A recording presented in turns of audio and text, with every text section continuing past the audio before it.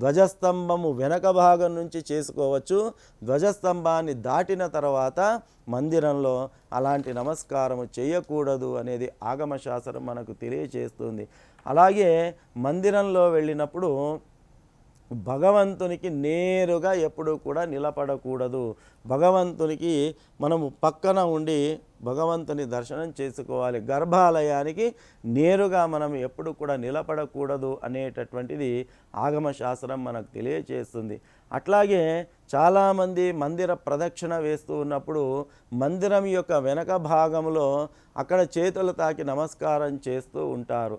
ఆ రకంగా కూడా మందిరం యొక్క వెనక భాగంలో ఎప్పుడు కూడా నమస్కారం చేసుకోకూడదు. ఒకవేళ ఆ మందిర ప్రాకారం వెనక భాగంలో ఏదైనా దేవతా విగ్రహము ప్రతిష్ఠించబడి ఉంటే తప్ప ఆ మందిర వెనక భాగంలో కేవలం గోడలను తాకి ఆ వెనక భాగంలో నమస్కార క్రియలు అనేవి చేయకూడదు అనేటటువంటిది శాస్త్రం మనకు తెలియచేస్తూ ఉంది. అట్లాగే మందిరానికి ప్రదక్షిణలు వేయడం అనేటటువంటిది సవ్య దిశలో ప్రదక్షిణలు వేసుకోవాలి అని మనకు చెబుతుంది. చాలామంది ఏం చేస్తూ ఉంటారు అంటే ఆత్మ ప్రదక్షిణ వేసుకుంటూ ఉంటారు. ఆత్మ ప్రదక్షిణ అంటే తమ చుట్టూ తాము తిరగడము అనేటటువంటి దాన్ని ఆత్మ ప్రదక్షిణ అని చెప్పడం జరుగుతుంది. ఎప్పుడూ కూడా దేవస్థానాలలో గర్భాలయం ఉండి ఆ గర్భాలయం చుట్టూ ప్రదక్షిణ వేయడానికి అవకాశం ఉన్నప్పుడు ఆత్మ ప్రదక్షిణ చేయకూడదు అనేది ఆగమ శాస్త్రం మనకు తెలియచేస్తుంది. కాబట్టి అక్కడ ఎట్టి పరిస్థితుల్లో ఆ యొక్క ఆత్మ ప్రదక్షిణ చేయకూడదు. ఒకవేళ ఆ గర్భాలయానికి గనక చుట్టూ ప్రదక్షిణ ప్రాకారము చుట్టూ ప్రదక్షిణ వేసే అవకాశము లేని సందర్భాల్లో మాత్రమే ఆత్మ ప్రదక్షిణ చేసుకోవాలి అనేటటువంటి విషయాన్ని మనం గమనించాలి. ప్రదక్షిణ వేసేటప్పుడు కూడా చాలామంది భక్తులు ఏం చేస్తుంటారు అంటే రన్నింగ్ రేసులో పరిగెత్తినట్టు పరిగెడుతూ ఉంటారు. లేదా హాయిగా విహారయాత్రకు వెళ్ళినప్పుడు ఏదో తాజ్మహల్నో కుతుబ్ మినార్నో చూడడానికి వెళ్ళినప్పుడు హాయిగా అటు ఇటు దిక్కులు చూస్తూ ఎట్లాగైతే వెళతారో ఆ మందిరంలో కూడా ప్రదక్షిణలు వేసేటప్పుడు కూడా ఏమాత్రము భగవంతుని పైన మనస్సు లగ్నం చేయకుండా అటు ఇటు దిక్కులు చూస్తూ వెళుతూ ఉంటారు. అది మహాదోషము అని ఆగమశాస్త్రం మనకు తెలియచేస్తూ ఉన్నది.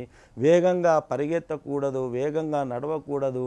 మందగతి శనై శనై అంటే మెల్లమెల్లగా నిదానంగా ప్రదక్షిణలు వేసుకోవాలి. అది కూడా శ్రద్ధాభక్తులతో వేసుకోవాలి. రెండు చేతులు జోడించి భగవంతుని స్మరిస్తూ ప్రదక్షిణలు వేసుకోవాలి అనేది మనకు శాస్త్రం తెలియజెబుతుంది. చాలామంది భగవంతుని ఎదుట వెళ్ళిన వెంబడే రెండు చేతులు జోడించి గట్టిగా కళ్ళు మూసుకుంటారు. ఇంతకంటే అవివేకమైనటువంటి క్రియ ఇంకొకటి ఉండదు. మనం వెళ్ళింది ఆ దేవతామూర్తిని మన కళ్ళల్లో నిలుపుకోవడానికి, మన మనస్సులో నిలుపుకోవడానికి, దేవతామూర్తిని దర్శించుకోవడానికి. కానీ మొత్తము ఎంతో సుదూర ప్రయాణం చేసి లైన్లో నిలబడి దేవుడి ముందు వెళ్ళేసరికి రెండు చేతులు జోడించి గబుక్కున కళ్ళు మూసేస్తారు. అంటే భగవంతుని కళ్ళు తెరిచి చూడాల్సిన సమయంలో అమాంతం కళ్ళు మూసేస్తారు, భగవంతుని దర్శనం చేసుకోరు. ఇది కూడా ఆమోదయోగ్యమైనటువంటిది కాదు.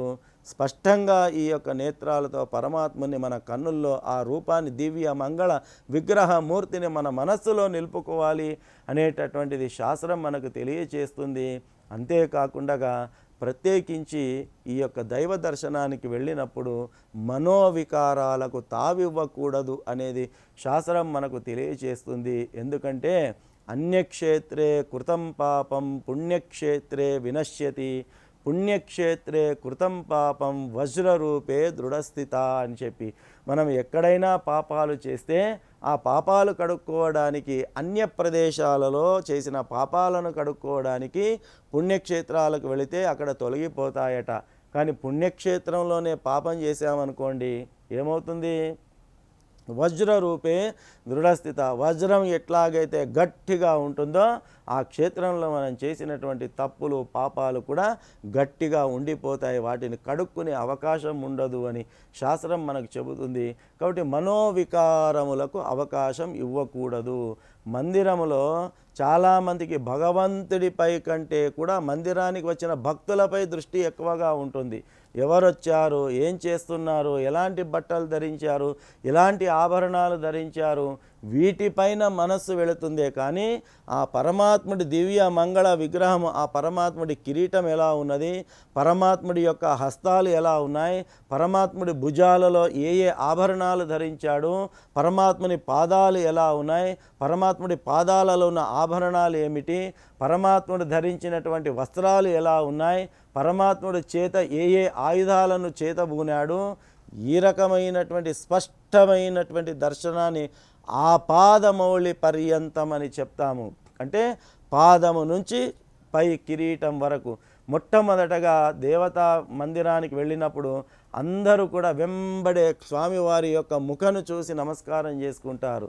అలా కాదు, భగవంతుని యొక్క దర్శనం చేసుకోవాలి అంటే మొట్టమొదట పాదాన్ని దర్శించుకోవాలి. పాదము నుంచి పై వరకు స్వామివారిని దర్శించుకోవాలి. ఇలాంటి ఎన్నో రకాలైనటువంటి నియమాలు ఈ యొక్క మందిర దర్శన సమయంలో మనకు చెప్పడం జరిగింది. కాబట్టి వీటన్నిటిని కూడా తెలుసుకొని వాటిని పాటించి ఆ సరి అయినటువంటి రీతిలో గనక మనము మందిర దైవ విగ్రహ దర్శనాలు గనక చేసుకున్నట్టయితే ఆ పుణ్యాన్ని సంపాదించుకునే అవకాశం మనకు ఉంటుంది అనే విషయాన్ని అందరూ కూడా దృష్టి యందు ఉంచుకోవాలి.